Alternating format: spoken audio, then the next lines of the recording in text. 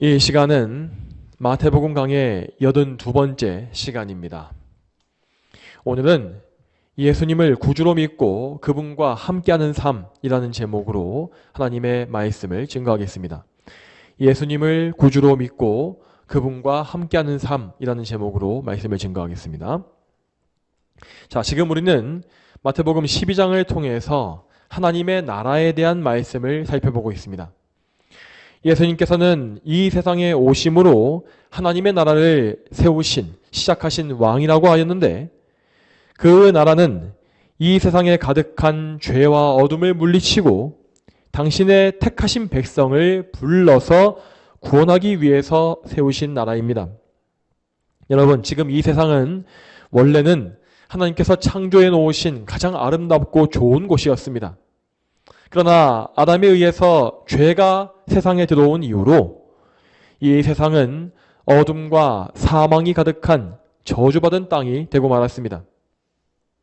사람들은 그 저주받은 땅에서 어떻게든 행복한 세상을 만들기 위해서 힘써왔지만 그러한 노력과 일은 절대 성공할 수가 없었죠.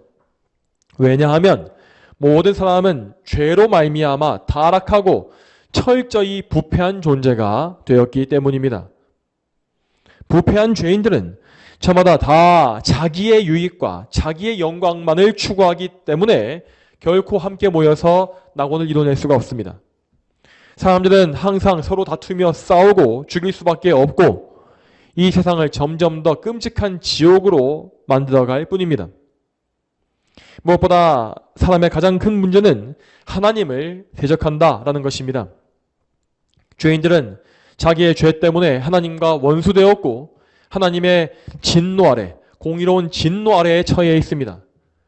또한 그들은 본성적으로 하나님을 미워하게 되었으므로 어떤 경우에도 하나님께 나아가려고 들지 않습니다. 하나님의 은혜가 주어지지 아니하면 이 세상에는 하나님을 찾는 자가 아무도 없을 것이고 그 누구도 그리스도를 믿는 일에 관심을 두지 않을 것입니다. 사람은 하나님에 대해서 영적으로 죽었으므로 그 누구도 스스로는 구원의 길로 나아가지 못합니다. 그래서 죄인들을 구원할 수 있는 방법은 죄인들 자신의 결단이나 죄인들의 노력에 달려있지 않은 것입니다. 구원은 오직 하나님의 주권과 능력에 달린 것으로서 하나님께서, 하나님만이 친히 다 이루어 주셔야만 합니다. 그러므로 하나님은 죄로 어두워지고 타락해버린 이 땅에 친히 내려오시고 친히 죄인들 한가운데로 들어가시며 그들을 부르시고 구원해 내신 것입니다. 이처럼 하나님께서 죄인들 가운데 오신 사건이 바로 예수님의 성육신입니다. 성육신하신 예수님은 이 땅에 하나님의 나라를 세우심으로 그 나라에 하나님의 백성들, 곧 선택받은 백성을 불러 모으시는 것입니다. 예수님께서 세우신 하나님의 나라는 그분의 백성들을 모든 원수들로부터 보호해주고 또한 영적으로 배불리 먹이며 말씀으로 끝까지 인도해 가기 위해서 세우신 나라입니다. 이처럼 하나님의 나라는 하나님의 백성을 하나님의 거룩한 소유로 만들 것이고 그래서 그들로 하여금 하나님께만 모든 영광을 돌리게 만들 것입니다. 또한 여러분, 이와 더불어서 하나님의 나라는 하나님의 원수들을 짓밟아 이기기 위해서 세워진 요새이기도 합니다. 이 세상에 있는 하나님의 원수들은 대표적으로 죄와 사망과 마귀, 죄와 사망과 마귀라고 할 수 있습니다. 이 원수들은 물론 하나님을 직접 공격하거나 위협하지 못합니다. 그렇지만 이 원수들은 하나님이 창조하신 사람들을 크게 위협함으로써 하나님의 뜻에 저항하고 있는 것입니다. 그래서 이 원수의 왕국, 이 원수의 나라는 예수님께서 이 땅에 오셨을 때에 정말 극렬한 반응을 보였습니다. 마귀와 악령들은 예수님께서 자신들을 심판하실 것을 알았기 때문에 예수님을 심히 무서워했고 어떻게 해서든지 간에 그분의 사역을 멈추고 방해하기 위해서 몸부림을 친 것입니다. 이 때문에 예수님 당시에 이스라엘에는 그토록 귀신 들린 사람이 많았던 것입니다. 즉 악령들이 예수님을 대적하고 죄인들을 놓치지 않기 위해서 발악을 했기 때문에 예수님의 주변에는 항상 악령이 들려서 망가진 인생이 가득했던 것이죠. 그렇지만 우리 예수님은 이렇게 악령에 억눌려서 신음하고 있는 백성들을 긍휼히 여기셨고 또한 마귀의 저항에도 물러서지 아니하셨습니다. 예수님은 때로는 악령 들린 자들을 직접 찾아가서 고치기도 하였고 또한 악령 들린 자가 그분께 나왔을 때에도 모두 고쳐주셨습니다.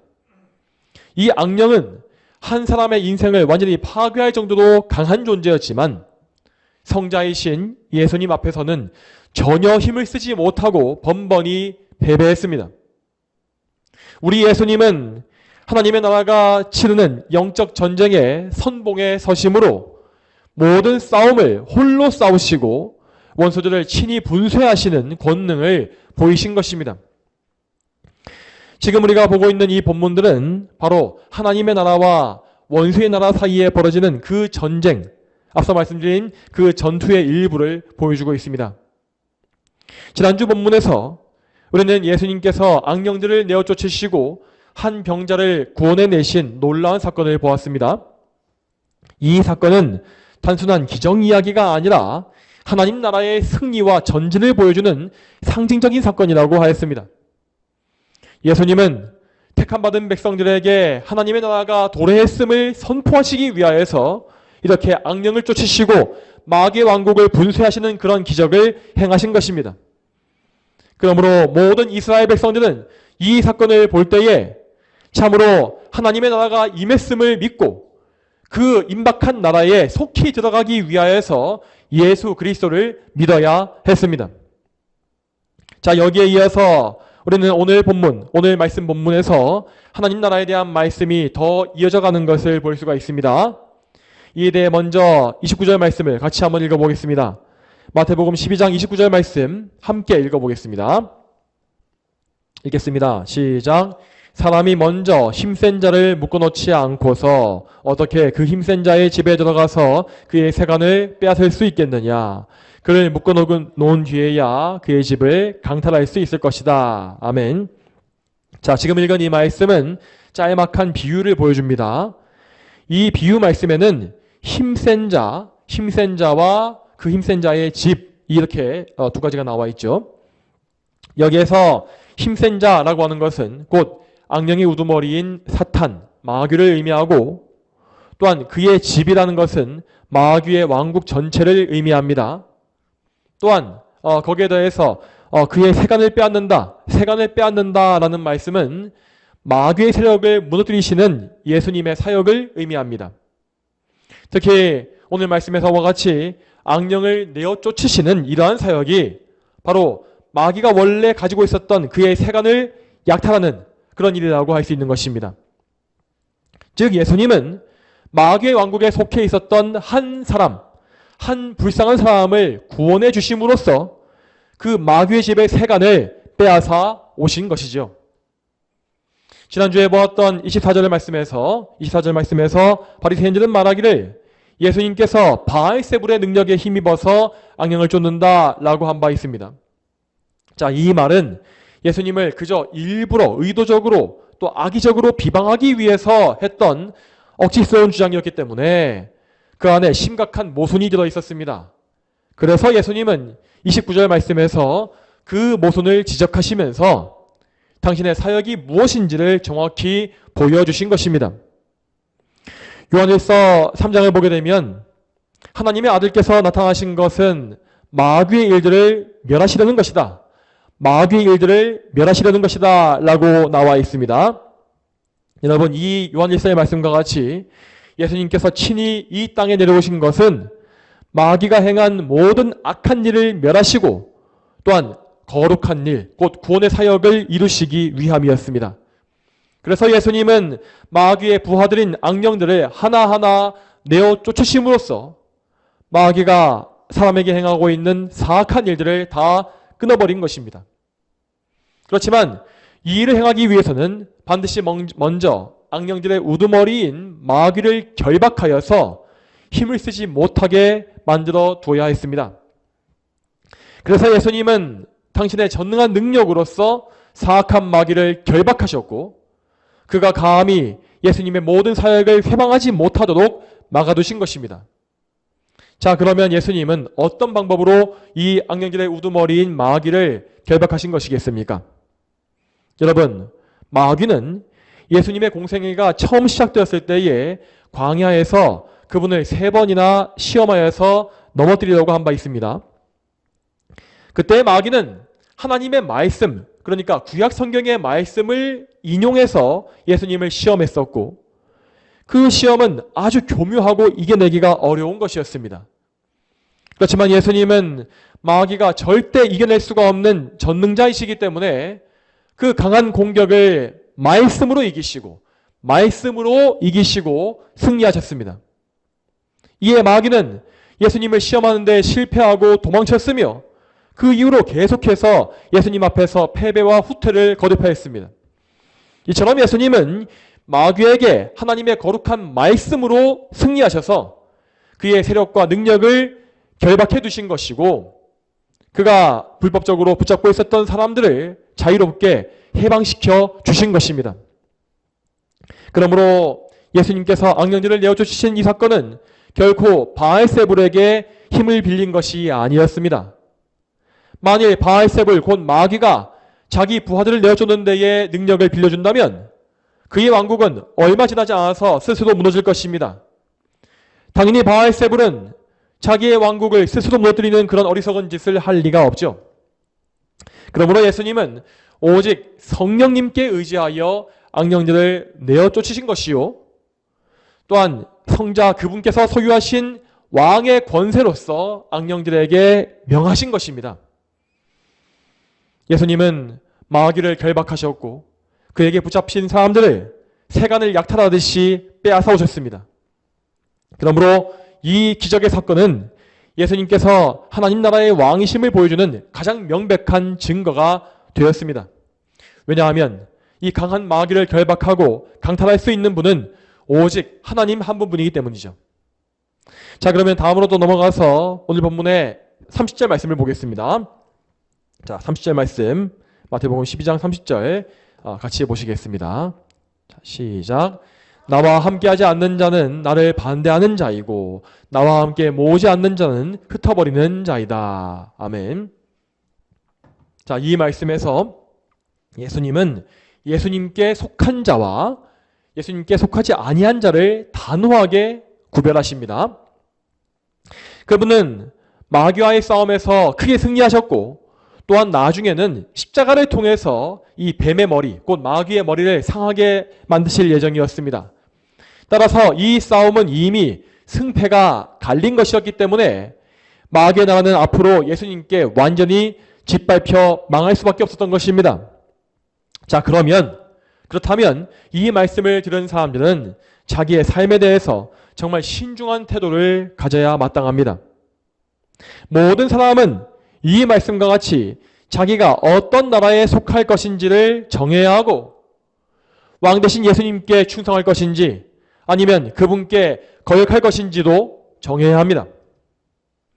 여러분, 여기서 우리는 예수님에 대한 우리의 태도가 어떠해야 하는지를 반드시 생각하고 알아야 합니다.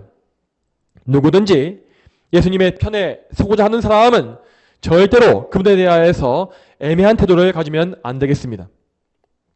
누구든지 예수님을 왕으로 섬기는 백성은 그분과 함께 100% 함께해야 하고 또한 그분과 함께 그분의 양떼를 모으는 그런 일을 해야 합니다. 이러한 일에 애매모호한 회색질이라는 것은 없습니다. 만일 누군가가 자기의 삶을 예수님께 전적으로 드리지 아니하고 예수님과 이 세상을 겸해서 함께 섬기고 있다면 그 사람은 예수님을 섬기는 사람이라고 할 수 없는 것입니다.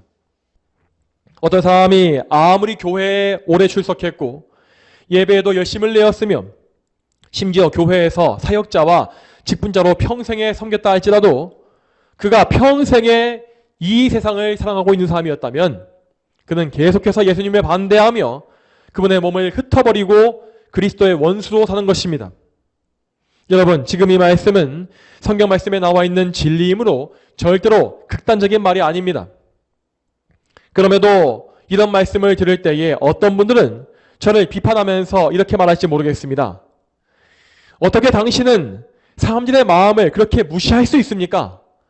교회 안에는 정말 진심으로 예수님을 섬기고 있는 사람들이 많이 있습니다.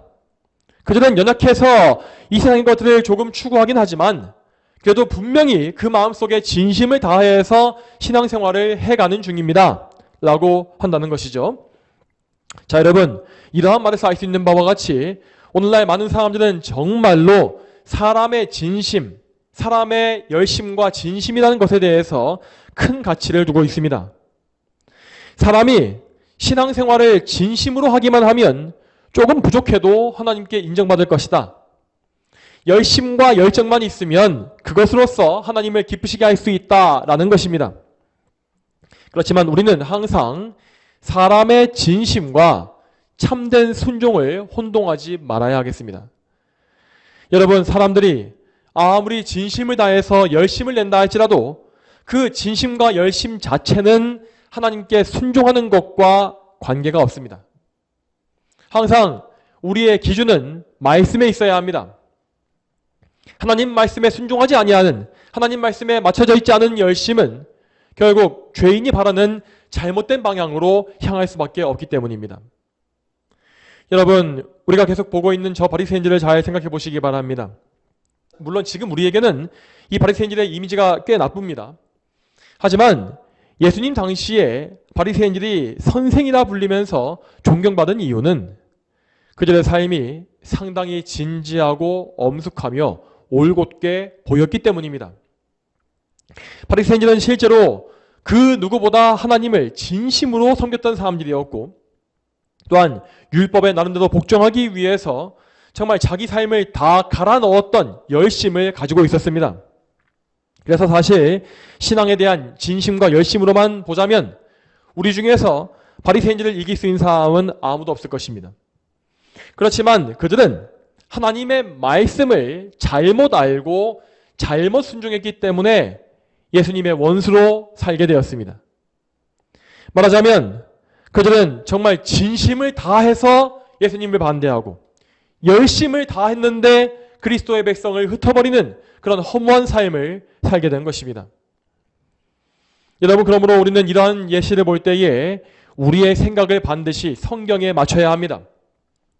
모든 사람들은 항상 사람의 진심과 열심 자체에 의미를 두지만 우리 성도들은 항시 그 마음의 방향과 목적이 어디에 있는지를 알아야 하는 것입니다. 여러분, 사람의 마음이란 것은 심히 부패하고 어그러졌기 때문에 절대 믿을 만한 것이 되지 못합니다. 이에 대해서 선지자 예레미야는 기록하기를 만물보다 거짓되고 부패한 것은 마음이다 라고 한 바 있습니다. 참으로 인간의 마음은 죄로 타락하고 부패하여서 온갖 거짓을 만들어내는 근원이 되었습니다.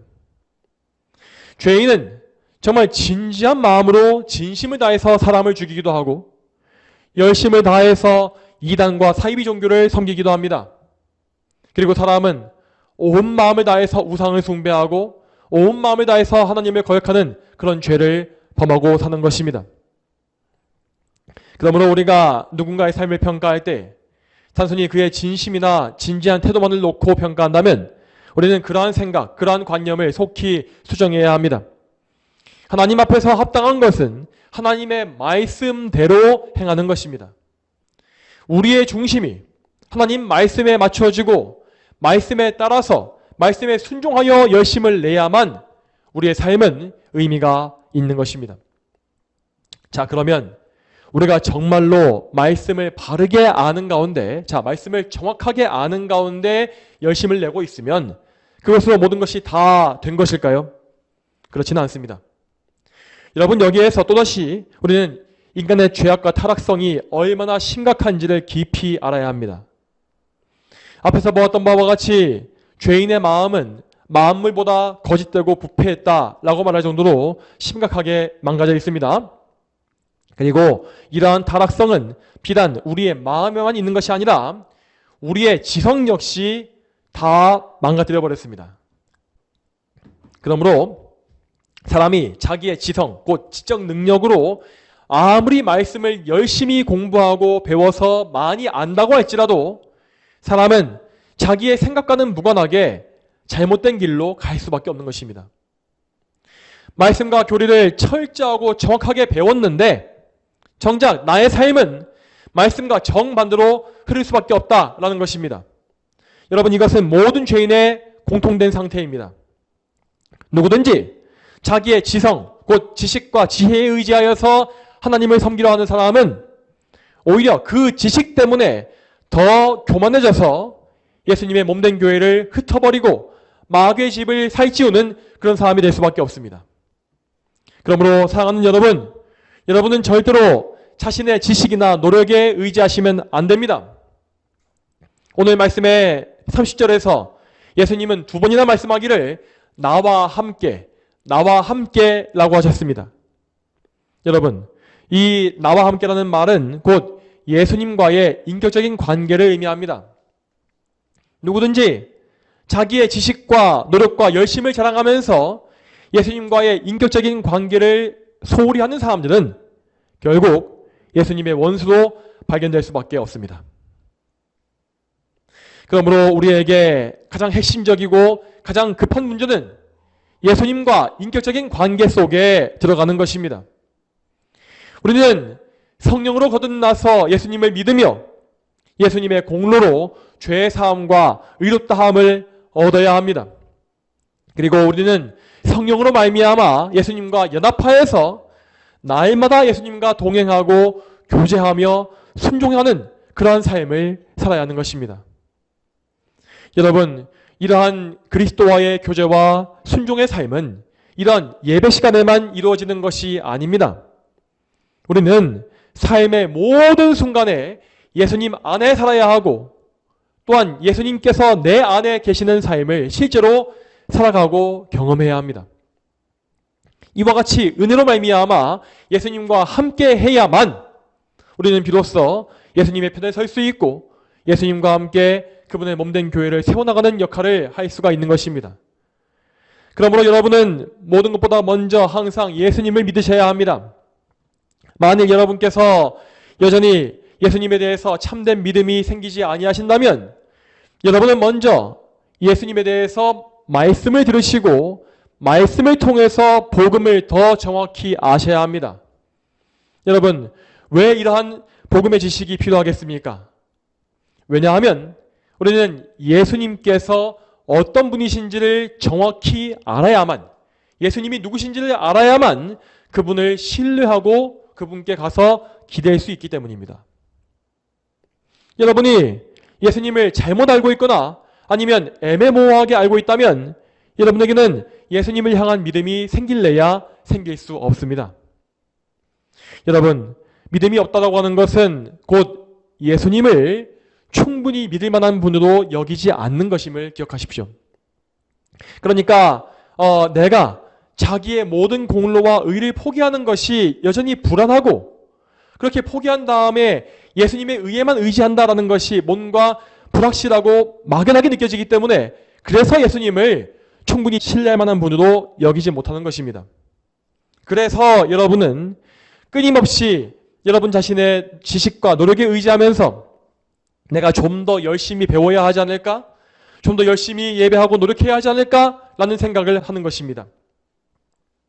그렇지만 여러분은 여러분의 모든 조건을 다 부인하고 오직 예수 그리스도를 믿음으로만 구원을 받아야 합니다.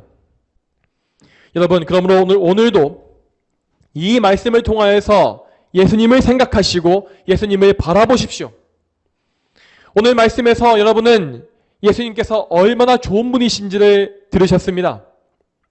예수님은 얼마나 좋은 분이신지 우리를 구원하기 위해서 저 원수 마귀를 우리 대신해서 결박해 주신다라고 하십니다. 마귀는 너무나 강력하게 우리를 얽어매고 종으로 삼았으며 우리를 한시도 쉬지 못하게 만들었습니다. 마귀의 노예로 살 때에 우리는 항상 하나님의 진노 아래에 있었고 양심이 불편하며 불안감과 두려움 가운데 살 수밖에 없습니다. 또한 우리는 죄에도 노예가 되어서 항상 더러운 죄를 지으며 우리의 몸과 영혼 전체를 죄의 오물로 가득 채우면서 살게 되었습니다. 여러분, 우리의 상태가 정말 이러할진데 하나님이 보시기에 우리 죄인들과 이 세상이 얼마나 더럽고 악하겠습니까? 하나님은 모든 죄를 있는 그대로 다 정확히 보시기 때문에 저와 여러분의 이 죄악의 더러움과 추악함, 이 악함을 너무나 생생하고 정확하게 알고 보십니다. 그럼에도 불구하고 우리 예수님은 친히 이 세상에 강림하시어서 이 죄악의 구덩이 가운데로 들어오신 것입니다. 하늘 보좌에 앉으신 영광의 하나님께서 스스로 자신을 낮추시고 비천한 종의 형상을 취하셔서 우리 죄인들 가운데로 오신 것이죠. 여러분, 우리는 예수님께서 이 땅에 오신 이 사건이 얼마나 경악스러운 사건인지를 알아야 합니다. 우리는 우리 죄인들을 향한 하나님의 긍휼과 사랑이 또 선하심이 얼마나 큰지를 전혀 모르고 있습니다. 하나님은 세상을 이토록 사랑하시어서 당신의 하나뿐인 독생자를 보내주셨고 아들이신 예수님은 우리 죄인들을 먼저 사랑하심으로 이 낮고 어두우며 더러운 땅 위에 친히 오셨습니다. 그러므로 우리는 이러한 소식을 들을 때마다 예수님을 믿지 못하는 것이 얼마나 배은망덕한 일인지를 정확히 알아야 합니다. 예수님을 믿지 못하고 그분의 공로에 의지하지 못하면서도 그러한 불신앙에 대해서 애통해하는 마음이 없고 또한 믿음을 간절히 사모하는 심령도 없는 것이 얼마나 완악하고 강팍한 일인지를 반드시 아셔야 하는 것입니다. 또한 여러분, 우리 예수님은 그냥 이 땅에 오시기만 한 것이 아니라 우리의 원수들과 대신 싸워주신 분임을 늘 기억하시기 바랍니다. 혹 예수님께서 이 땅에 오실 때에 가장 좋은 궁궐이나 호화로운 휴양지에 오셨다고 해봅시다. 자, 그렇다 할지라도 그러한 것은 예수님께 전혀 좋은 장소가 될 수 없었습니다. 왜냐하면 이 땅에서 가장 좋은 장소라 할지라도 예수님의 입장에서는 그저 누추하고 더러운 거름더미에 불과하기 때문이죠. 그런데 예수님은 그러한 세상에서도 가장 낮고 가장 어두운 곳으로 친히 내려가신 것입니다. 그분은 수많은 병자들을 직접 만지시고 고치셨으며 가장 가난하고 멸시당하는 자들 가운데 들어가셨습니다. 그리고 무엇보다 예수님은 항상 전쟁터의 한가운데에 계셨습니다. 그분의 삶은 언제나 눈에 보이지 않는 영적 전쟁 가운데 있었으며 그 전쟁터에서 예수님은 마귀의 군대와 치열하게 싸우시면서 쉴 틈이 없는 고난의 삶을 사셨습니다. 여러분, 이 세상 전체에서 가장 힘들고 지내기에 나쁜 장소가 어디냐라고 묻는다면 그것은 필시 전쟁터의 한가운데다라고 말할 수 있습니다. 전쟁터에는 항상 죽음의 위협과 공포가 도사리고 있으며 제때에 잠을 자거나 씻지 못하는 고통이 계속 이어집니다. 우리 예수님의 삶은 실제로 그러한 삶이었습니다. 예수님은 머리둘 곳조차 없이 힘겨운 사역을 계속하셨고 그때마다 사람들의 완고한 불신앙에 부딪히셨으며 원수 마귀와 그 하수인들의 공격에 시달렸습니다. 그리고 무엇보다 예수님은 하루하루가 지날수록 계속해서 두려운 십자가로 가까이 가시는 중에 있었습니다.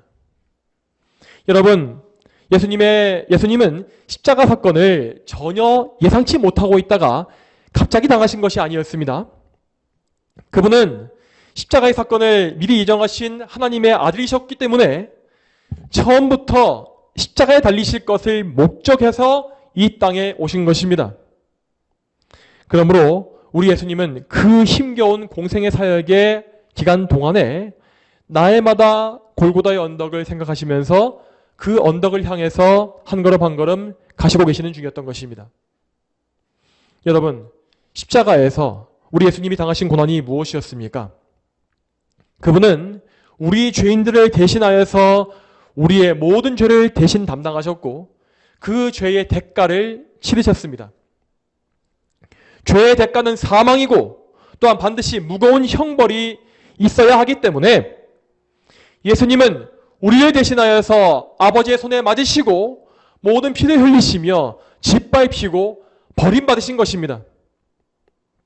또한 예수님은 우리에게 필요한 의를 이루시기 위해서 숨을 거두시는 그 순간까지 하나님께 완벽한 순종을 바치셨습니다.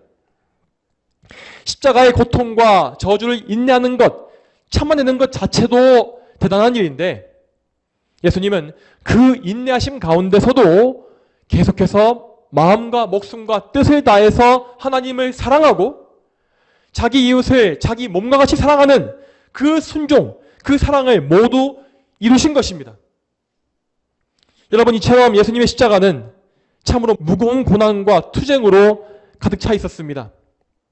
하지만 예수님은 이 모든 고난을 통하여서 놀랍게도 모든 원수를 이기셨습니다. 오늘 말씀에 나와 있는 바와 같이 우리 예수님은 원수 마귀를 결박하시고 마귀에게 붙잡혀 있던 우리를 빼앗아 오셨습니다. 그뿐만 아니라 예수님은 우리를 압제하던 죄와 사망에서도 우리를 구해내셨습니다. 죄와 사망의 권세는 정말 무섭고 끔찍하며 파괴적입니다. 그래서 우리 중에 그 누구도 죄를 이길 수는 없고 사망을 피할 수 없습니다. 그렇지만 이 강력한 죄와 사망의 권세는 우리 구주 예수님 앞에서 힘없이 무너졌습니다. 우리 예수님은 십자가에 달려 죽으심으로 우리 죄의 모든 죄가를 다 치르셨고 그래서 죄의 권세가 더 이상 우리를 억누르지 못하게 만드신 것입니다. 또한 예수님은 우리를 대신하여 사망의 영벌에 처하심으로 지옥의 고통을 맛보시고 육체의 죽음도 다 맛보셨습니다. 실제로 예수님은 죽음을 당하셔서 무덤에 들어가셨습니다. 그렇지만 그분은 장사한 지 사흘 만에 죽은 자들 가운데서 다시 사심으로 사망의 권세를 완전히 무너뜨리신 것입니다. 이와 같이 예수님께서 사망을 이기시고 잠자한 자들의 첫 열매가 되셨기 때문에 그분을 믿는 성도들은 더 이상 사망에 매여 있지 않습니다. 여러분, 성도들은 한때 죽음이 두려워서 평생 죽음에 매여 있던 종들이었지만 예수님의 부활로 말미암아 더 이상 죽음을 두려워하지 아니하며 오히려 죽음 이후에 영생을 소망하는 담대한 자들로 거듭난 것입니다. 여러분, 다시 말씀드리지만 이 모든 승리는 놀랍게도 예수님의 그 십자가를 통해서 이루어진 일입니다. 많은 사람들은 예수님의 십자가를 수칠 수 없고 비참한 패배라고 생각했습니다. 또한 유대인들은 예수님께서 하나님의 저주를 받았기 때문에 나무에 달려 죽었다고 조롱했습니다. 그렇지만 우리 예수님께서 그렇게 수치와 비참과 저주스러운 죽음을 당하신 이유는 모두 우리의 수치와 비참과 저주를 대신 당하셨기 때문임을 알아야 합니다. 여러분, 예수님이 담당하신 그 수치와 비참과 저주, 그것을 우리가 스스로 담당하게 되어지면 우리는 반드시 거기에 억눌려서 패배하고 망하게 되어 있습니다. 그렇지만 우리 구주 예수님은 우리가 똑같은 사람이시면서도 또한 전능하신 하나님이시기 때문에 그 엄청난 비참과 저주를 당하심에도 불구하고 크게 승리하셨고 우리를 모든 패배와 멸망에서 건져내신 것입니다. 이와 같이 예수님은 당신의 죽으심과 부활을 통하여 모든 원수를 완전히 결박하고 무너뜨리는 그 사역을 이루어내셨습니다. 예수님은 강한 원수에게서 우리를 빼앗아 오셨으며 또한 그분의 소유로 삼으셔서 하나님의 거룩한 백성이 되어지는 은혜를 덧입게 하셨습니다. 이 모든 구원의 은혜는 우리를 향하신 놀라운 사랑과 긍휼로 말미암아 다 이루어진 것입니다. 그렇기 때문에 우리는 예수님을 조금도 의심할 필요가 없습니다. 예수님께는 우리를 향하신 무한한 사랑이 있으시고 또한 그분에게는 그 사랑을 베푸시고자 하는, 베푸시고 싶어 하시는 선하심이 있습니다. 그러므로 여러분은 예수 그리스도를 믿고 그분의 공로에 전적으로 의지해야 합니다. 그리고 이렇게 믿음으로 구원받은 이후에는 여러분의 모든 것을 전적으로 주님께 바치는 삶을 사셔야 합니다. 오늘 말씀 30절에 나와 있는 바와 같이 여러분은 예수님과 함께 살면서 그분의 편에 서야 하고 또한 그분의 몸된 교회를 위해서 택함받은 백성을 모으는 일을 해나가야 합니다. 물론 이러한 삶은 예수님께 연합되어진 삶이기 때문에 반드시 많은 고난을 받게 되어 있습니다. 우리의 구주이신 예수님께서 이 땅에 계시는 동안에 고난받으신 것과 같이 그분께 연합한 백성들은 이 땅에 사는 동안 주님의 길을 따르는 가운데 고난을 받아야만 하는 것입니다. 이 고난을 통하여서 우리는 우리의 연약함을 더 알게 되고 그리스도의 온전하심을 더 사모하게 될 것입니다. 그리고 우리는 고난 속에서 이 세상에 더 이상 소망을 두지 않게 되며 오직 예수님 안에 나의 소망과 영광이 다 있음을 더 깊이 확신하게 되는 것입니다.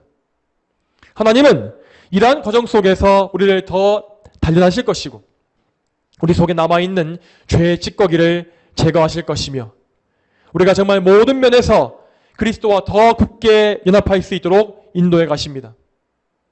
이와 같이 우리가 주님 안에 거할 때 우리는 오늘 말씀에 나와 있는 바와 같이 주님과 함께 하면서 주님과 함께 그분의 양들을 모으는 귀한 일꾼으로 쓰임받는 것입니다. 이러한 일꾼들은 참으로 주님께서 아시는 자들로서 이 땅에서도 주님을 깊이 아는 복락을 누릴 것이고 또한 저 천국에 올라가서도 영원한 유업이신 그리스도를 풍성히 알고 얻는 그러한 상급을 누릴 것입니다. 저와 여러분 모두가 오늘 말씀에 나와 있는 바와 같이 구주 예수님을 믿으며 그분과 함께하는 복된 인생을 다 살게 되기를 주님의 이름으로 축복합니다. 다 함께 기도하시겠습니다. 하나님 아버지, 오늘도 마태복음의 말씀을 통하여서 예수님께서 우리를 구원하시기 위해서 행하신 그 놀라운 일이 무엇인지를 다시 한번 보게 하심에 감사드립니다. 하나님, 우리 주 예수님은 마귀를 결박하심으로 우리의 모든 원수들의 권세에서 우리를 건지셨다고 했는데 이 모든 일들은 예수님께서 자기를 바치시는 그 십자가의 희생을 통해서 이루어진 것임을 또한 저희가 들었습니다. 하나님, 저희가 이러한 십자가의 복음을 들을 때에 이 십자가의 복음을 좀 더 깊이 알고 묵상케 해주시며 정말 저희가 예수님의 십자가를 온전히 바라보지 못하고 믿지 못하는 부분이 없는지를 돌아보면서 우리의 불신앙을 회개하고 하나님께만 의지하는 그런 믿음을 소유할 수 있도록 인도하여 주시옵소서. 하나님, 오늘도 저희에게 믿음 주시어서 정말로 저희가 예수님께만 의지하여 하나님을 영화롭게 하는 그런 주의 거룩한 백성이 다 되게 해주시기를 간절히 소망합니다. 감사드리오며 이 모든 말씀 거룩하신 예수님의 이름으로 간절히 기도 올립니다. 아멘.